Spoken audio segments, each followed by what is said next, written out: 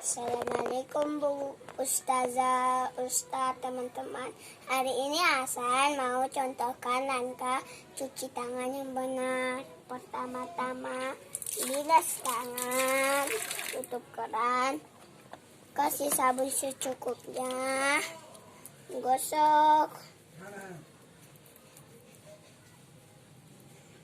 di atas di telapak atas telapak tangan, putar-putar di atas telapak tangan, sela-sela sela-sela jari. Sini nak, sini adik sini. biasa kakak, biasa kakak biar. Oke.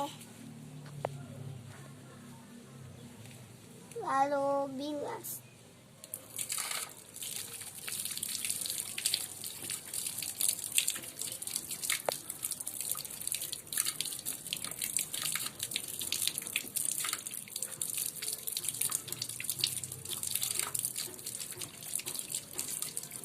Tutup keran, jangan basah.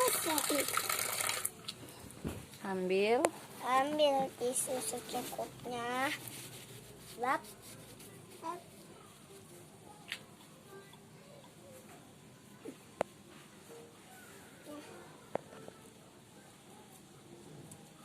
oke.